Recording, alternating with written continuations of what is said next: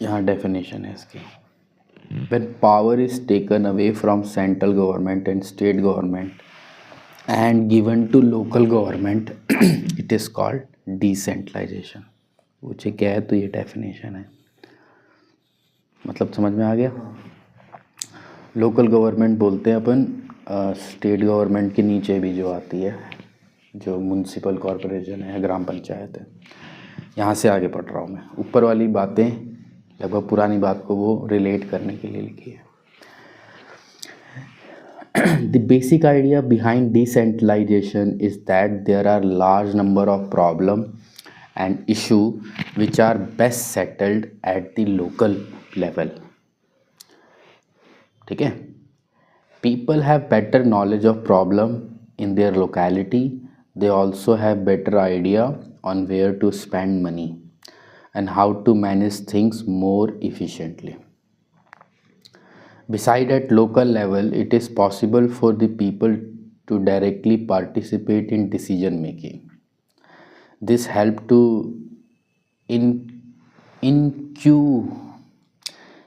inculcate a habit of democratic participation। Local government is the best way to realize one important principle of democracy, namely local self government। तो decentralisation में क्या है कि power जो है central government, state government से लेके local government को दे दी जाती है। और इसके पीछे जो आइडिया है वो ये है कि लोकल जो लोग होते हैं कहीं के भी लोकेलिटी के, उनको ज़्यादा पता होता है कि उनके इलाके में क्या प्रॉब्लम है, कहाँ सड़क बनानी है, कहाँ नाली बनानी है, कहाँ क्या करना नहीं करना। तो उन लोगों को ज़्यादा अपनी प्रॉब्लम्स के बारे में पता है। तो अगर उन लोगों को मौका दो कि वो अपनी प्रॉब्लम्स को सॉल्व कर सके तो वो शायद ज़्यादा अच्छे से मैनेज कर पाएंगे। यही आइडिया है कि पावर को हमने लोकल गवर्नमेंट तक पहुंचाया है। और दूसरी बात, ऐसा जब हम करते हैं और उनके यहाँ इलेक्शन होता है, फिर वो अपने हिसाब से चीज़ें चुनते हैं कैसे करना है उन्हें, तो उन्हें डेमोक्रेटिक प्रोसेस जो है उसके अंदर वो उसका पार्ट बनते हैं, उसका कल्चर डेवलप होता है लोगों में। ठीक है। और अंततः जो बिल्कुल आदर्श सरकार है या गवर्नमेंट है वो होती है सेल्फ गवर्नमेंट। सेल्फ गवर्नमेंट का मतलब होता है कि हर इंसान को पता होना चाहिए कि भाई उसे क्या करना चाहिए ताकि ये सारा जो सोशल वर्क है वो ठीक से चल रहा हो। तो सेल्फ गवर्नमेंट एक एसेंस है भाई, सेल्फ गवर्नमेंट जो है वो उसको बढ़ावा मिलता है इससे। The need of centralisation was recognise in our constitution. Since then there have been several attempts to decentralize power to the local level of villages and town panchayat in villages and municipalities in urban area were set up in all the state, but these were directly under the control of state government. Election to these local government were not held regularly.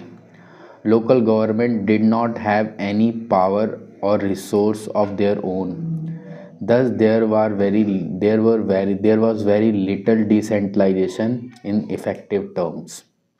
कहता है कि हमारे constitution में ही इसकी बात की हुई है कि हमें डिसेंट्रलाइजेशन करना है। और डिसेंट्रलाइजेशन का मतलब विलेजेस और पंचायत और म्यूनसिपल्स को पावर देनी है, लेकिन ऐसा हो नहीं पाया था क्योंकि सारी पावर जो स्टेट गवर्नमेंट के पास होती थी, कहीं लोकल गवर्नमेंट के इलेक्शन होते थे, कहीं नहीं होते थे, कभी होते थे कभी नहीं होते थे, तो ऐसे चल रहा था सब कुछ।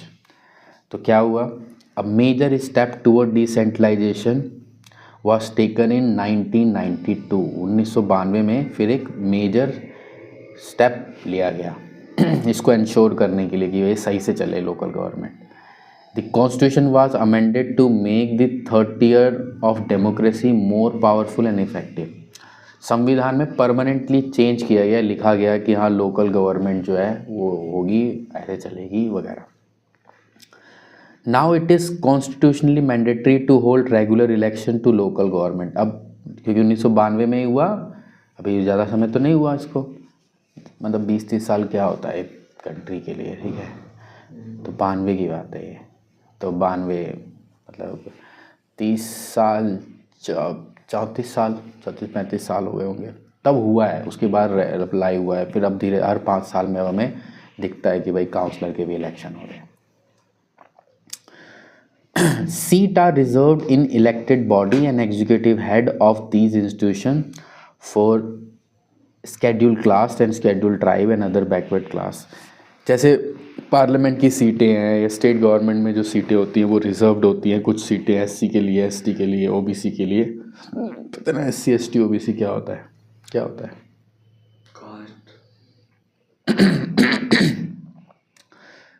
कास्ट होती है। Schedule caste, schedule tribe and backward class. कौन सी कास्ट होती है? मतलब तीन ही कैटेगरी है ना?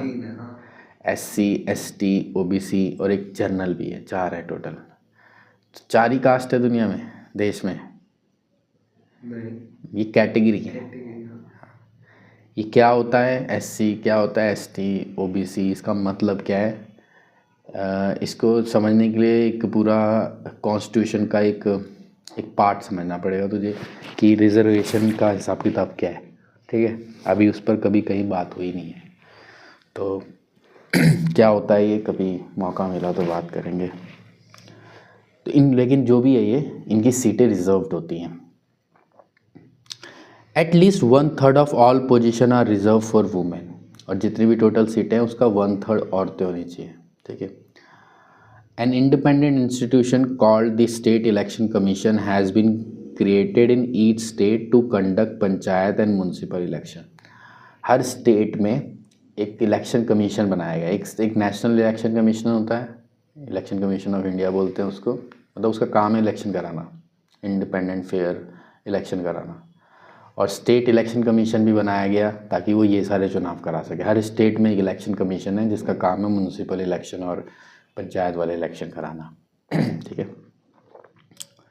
The state government are required to share some power and revenue with the local government body and nature of sharing varies from state to state. और state government जो होती है वो अपने रेवेन्यू को शेयर करेगी लोकल गवर्नमेंट के साथ। ये सारे प्रावधान किए गए कॉन्स्टिट्यूशन में। ठीक है, तो इंश्योर हो पाया कि डिसेंट्रलाइजेशन ऑफ पावर हो पाए। ठीक है, तो ये मेन बात है। डिसेंट्रलाइजेशन समझ में आ गया होता है। ये 3 इलेक्शन एक कॉन्स्टिट्यूशन में इंश्योर किया गया 1992 में। ठीक है, ये मेन बात। दूसरी, अब नीचे वाला पार्ट है उसको जल्दी से पढ़ के बता देता हूँ मैं क्या है इसमें। Rural local government is the popular known by the name panchayat Raj. जो गांव में जो सरकार होती है उसको, गांव वाली पंचायत, उसको आमतौर पे लोग पंचायत राज बोलते हैं।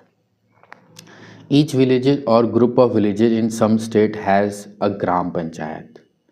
This is a council of consisting of several ward member and often called panch, and a president or sarpanch. They are directly elected by all the adult population living in that ward or a village. It is a decision making body for the entire village। कहते हैं हर गांव में या शहर के case में मोहल्ले में एक उसकी कॉन्स्टिट्यूशन बना रखी है, कॉन्स्टिट्यूएंसी, जिसमें से कोई खड़ा होता है इलेक्शन में, तो 1 2 3 4 उसमें से कोई जीतता है। जो चुन जाता है, जो जीत जाता है, उनको पावर मिलती है डिसीजन लेने की कि उन्हें क्या करना है। ठीक है। The panchayat work under the overall supervision of Gram Sabha. जो पंचायत है उस पर जो उसको जो कौन विजन करता है, उसको कौन देख रेख करता है कि काम सही चल रहा है नहीं चल रहा, तो ग्राम सभा करती है ये। All the voter in the village are its member. जैसे एक गांव है, उसमें जो पंच चुना गया, ठीक है, जीत गया वो, तो उसको अपनी हर बात के लिए जो कोई भी काम करना है तो उसको एक सहमति बनानी पड़ती है लोगों के बीच में। तो बुलाता है लोगों को वो सभा कि भाई कभी जब ज़रूरत पड़ती है, ऑफिस होता है प्रधान का एक, वहाँ बुला लेता है या कहीं बुला लेता है। The local government structure goes right up to the district level. A few gram panchayat are grouped together to form what is usually called panchayat samiti और ब्लॉक। कई सारे गांव, डिस्ट्रिक्ट, एक डिस्ट्रिक्ट के अंदर कई सारे गांव हैं और कई सारे गांव को की पंचों को मिला के एक सभा बनाई जाती है, उसको बोलते हैं पंचायत समिति। ठीक है, एक और नाम बोला उसने। और ब्लॉक भी बोलते हैं या मंडल भी बोलते हैं, अलग अलग जगह अलग अलग नाम यूज़ होते हैं। The member of these representative body are elected by all the panchayat member in the area, all panchayat samiti and mandal in the district together and constitute a जिला। अब ये जो लोग होते हैं हर गांव से जो पंच आए हैं उनमें से फिर चुना जाता है कई लोगों को जो फिर जिला परिषद के मेंबर बनते हैं। Most member of zila parishad are elected. Members of the Lok Sabha and MLA of that district and some of other district level bodies are also the member of जिला परिषद। तो जिला परिषद जो बनाई गई कई अलग अलग डिस्ट्रिक्ट्स में। अब देखना एक गांव में एक पंच चुना, अब कई सारे गांव हैं, है ना, हो सकता है 10 20 25 50 गांव हैं, उससे बना एक तेरा पंचायत समिति या ब्लॉक या मंडल, ठीक है। फिर एक डिस्ट्रिक्ट के लेवल पे इनमें से कुछ लोग, कुछ ऑफिशियल्स, एमएलए, उस डिस्ट्रिक्ट में हो सकता है 2-3 एमएलए हो, वह एमएलए उस डिस्ट्रिक्ट का जो एमपी है, मेंबर ऑफ पार्लियामेंट है, इन सबको मिला करके एक परिषद बनता है, इसका नाम है जिला परिषद। अब सारे इंपॉर्टेंट लोग आ गए ना इसमें, तो ये लोग अपने पूरे ज़िले में जो भी करना है वो कर सकते हैं इश्यूज़ को। जिला परिषद chairperson is a political head of zila परिषद। तो जिला परिषद का जो हेड बनाते हैं वो किसी पॉलिटिकल लीडर को बनाते हैं, उनमें से जो भी है, जैसे एमपी हो सकता है ना। Similarly local government bodies exist for urban area as well. बिल्कुल सेम सिस्टम शहर के लिए भी है, तो गांव के लिए बताया, ऐसे ही शहरों के लिए भी है। जो बड़े बड़े शहर हैं बस उसमें हम पंचायत की जगह वर्ड यूज़ करते हैं म्युनिसिपल, म्युनिसिपैलिटीज़, ठीक है। Municipalities are set up in towns, big cities are constituted to municipal corporation. Both municipal and municipal corporation are controlled by elected body consisting of people's representative.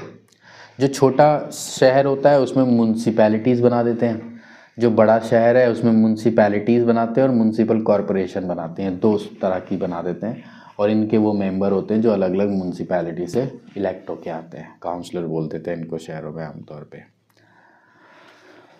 Municipal chairperson is also political leader, बिल्कुल वैसे पहले की तरह। तो ये सारा urban का हो गया। तो ये डिसेंट्रलाइजेशन के बारे में, कैसे पावर लोकल गवर्नमेंट तक गई और वो कैसे कॉन्स्टिट्यूशन में कब उसको परमानेंटली किया, और फिर उसके बाद कैसे मोटे मोटे तौर पे। इसको 2-3 बार पढ़ लेगा तो तेरे को क्लियर हो जाएगा कैसे चल रहेगा।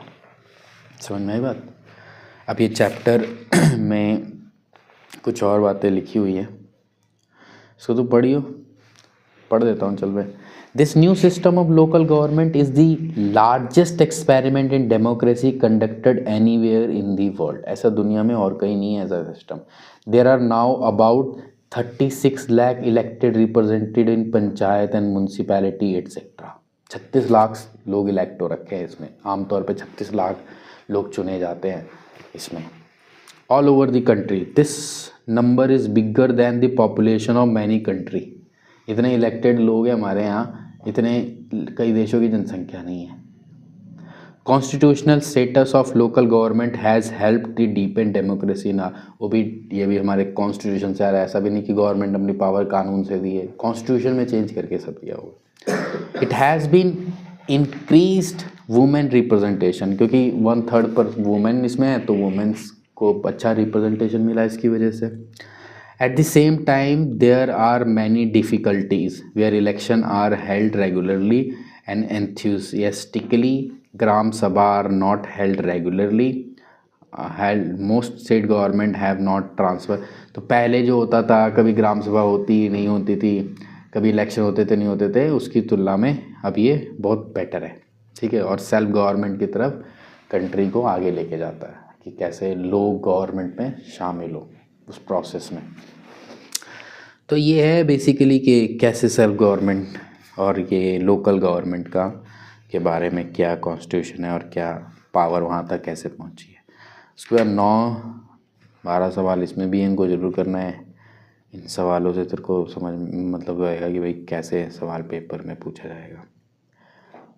देखो सवाल, लिखो, फिर ढूंढो पीछे क्या लिखना चाहिए, बेस्ट आंसर उसका लिखो, ठीक है। करे तूने पिछले वाले चैप्टर को? पिछले वाले के करें। हाँ, तो ऐसे ये भी करियो। कोई सा सवाल दिक्कत हो कि कैसे इसका जवाब दूँ तो पूछियो।